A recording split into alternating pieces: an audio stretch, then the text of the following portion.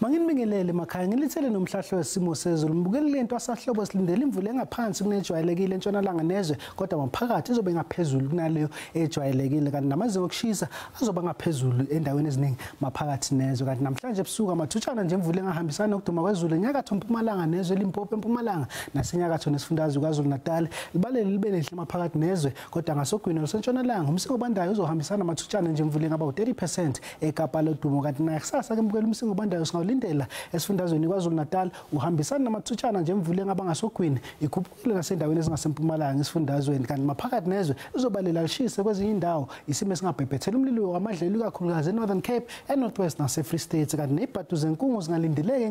enkathini zasekuseni maphakathi nesifundazwe Eastern Cape kanti ebusuku namhlanje thanda ukuphola ke mbukeli maphakathi nezwe njengoba usibonela ku6 degrees eKimberley eBloemfontein naseBethlehem kubu10 degrees eLadysmith kanti ePietermaritzburg khona kuzobe ku12 degrees kanti ngasogwini esifundazweni kwaZulu Natal khahleliswa kuba ngo17 degrees eThekwini kuba 18 degrees eRichardsville bande maphakathi nezwe njengoba uzibonela ku1 eSutherland kanti kusasa ke mbukeli sazoqhubeka nje lishisa enyakatho nezwe njengoba uzibonela ku29 eJohannesburg kuba 32 degrees ePitoli liphole kodwa maphakathi nesifundazwe kwaZulu Natal ngenxa yomsingo obandayo nemvula engalindeleka kulezo ndawo kanti maphakathi nezwe liyashisa eBloemfontein naseDR ngo25 degrees ngizobomba lapho umhlahlo wezulu emakhaya ngimfisela ubusuku obuhle.